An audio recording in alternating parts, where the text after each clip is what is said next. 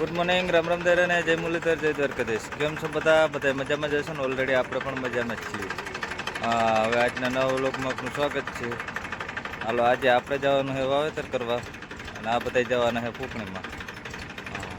તો હાલો આપણે નીકળીએ વાવેતર કરવા. આ બધા જો ફૂંકણી જોડાવેલ ત્યારે જ છે બધામાં. અને એક ઓલન પીડ્યું છે એમાં રોટાવેટર જોડાવેલું છે. વડલાટું છે જો. તો આપણે જે લઈ આવ્યા ઓલાન એ જો ત્યાં પીડ્યું છે રોટાવેટર જોડાવેલું ત્યાર. પણ એ ફૂંકણીમાં જ જવાનું છે આજ, એને રોટાવેટરમાં નથી જવાનું હોય. તો હાલો આપણે નીકળીએ વાવેતર કરવા. તો ઓલરેડી કાંઈ જો મહેશભાઈનો બાજરો વાવેતર થઈ ગયો છે ને, હવે વાવવાના છે તલ. પૃથ્વી 15 ભાઈ. તો તલનું ખાનું ભરાય છે. ના ખૂણા ઉપર નવી વાવી ગાયરી છે મહેશભાઈ. એ વાયુના પૈસા ક્યાં તલમાંથી કરવાના છે ઊભા આપણે. એવા તલ થવા જોઈએ. આ બધા પડામાં હે વાવવાના તલ. પેલા ધાણા હતા, ધાણા સારા થાય ને હવે તલ ને બાજરો.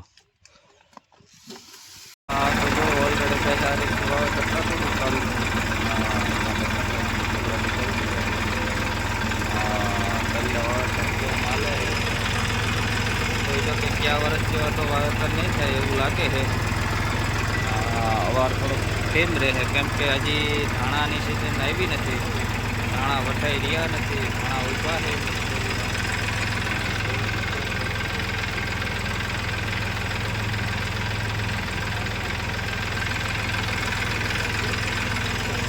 ધાણા ઉભા છે ખેડૂત. હવે આમાં ઉનાળુ પીકમાં માણસ કેમ પૂછે?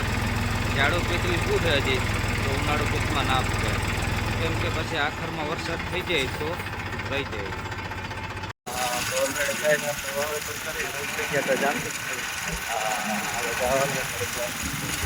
કામકાજ કરતા આવી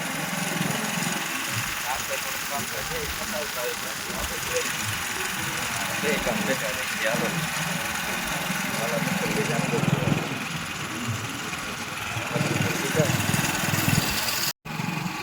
તો ઓલરેડી કહે છે આપણે જામજોધપુર પહોંચી ગયા કમ્પ્લેટ. જામજોધપુર માર્કેટિંગ યાર્ડની પાસે પી ગયા અહીં આપણે.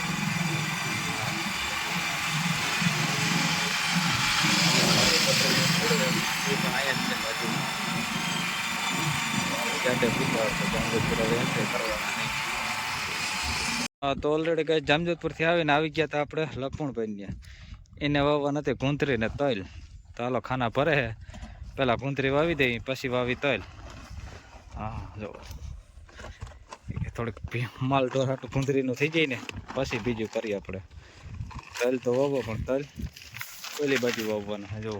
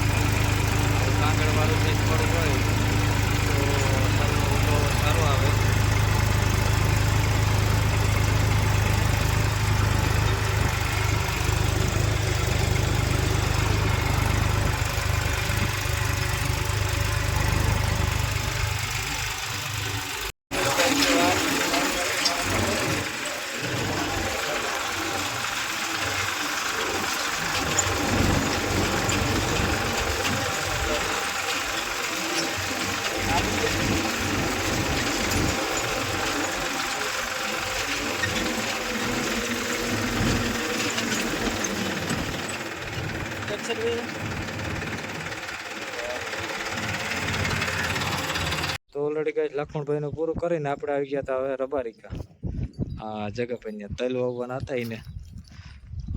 વાલની પાસે જ વાળ્યું છે એટલે પાણી લાગી જાય બધાને નર્મદાનું. જો તલ નાખે છે ઓફરમાં. તલ ભરાઈ જાય પછી કરી વાવેતર ચાલુ.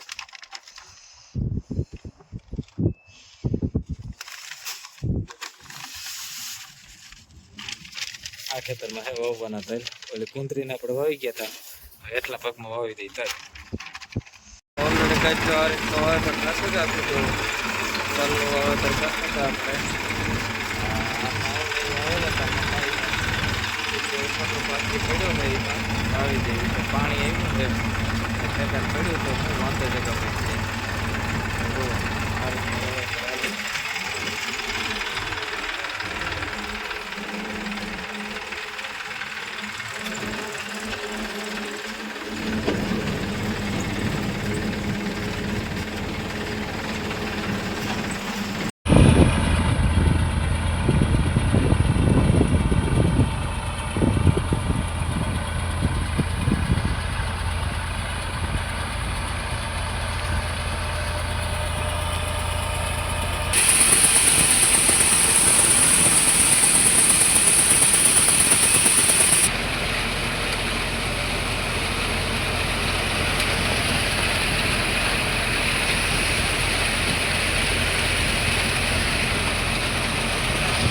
ઓલરેડી કઈ આપણે નીકળે એમ જો નીતિનભાઈ બીજી વખત આગળ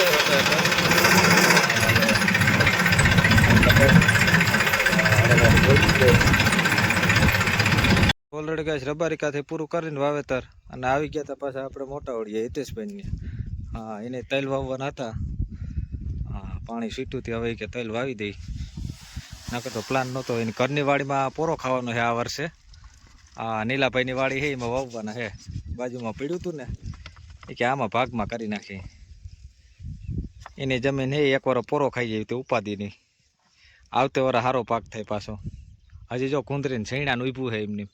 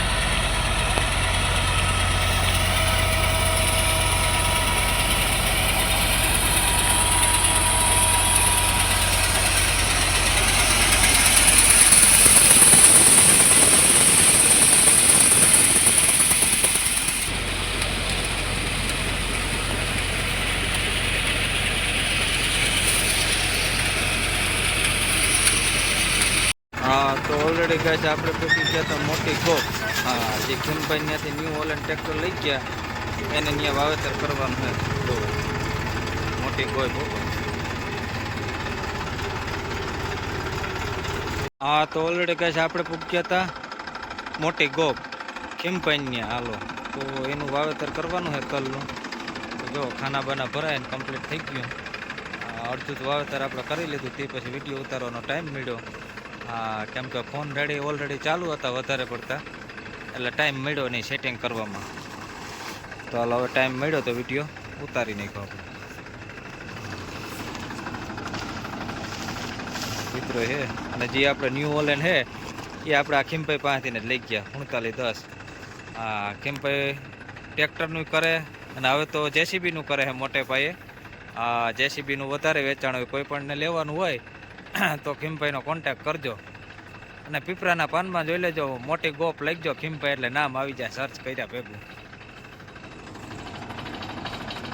તો ઓલરેડી કાંઈ જો રાતનું વાવેતર આ રીતનું હાલતું હતું ખીમભાઈ ત્યાં મોટી કોઈ પોપા તો રાજપાણીમાં પણ આપણું વાવેતર એક નંબર થાય એમાં કોઈ ઘટે જ નહીં ભાઈ આપણું વાવેતર એટલું હાલે છે અને ઓલરેડી આપણે દિવસ કરતાં તો જોકે રાતની મજા જ આવે એ તો તમને ખબર જ છે દિવસ કરતાં રાતનું કામ આપણું સારું થઈ ગયું અને ચા પાણી લઈને આવી ગયા ખીમભાઈ પપ્પા ચાલો હવે આપણે ચા પાણી પણ પી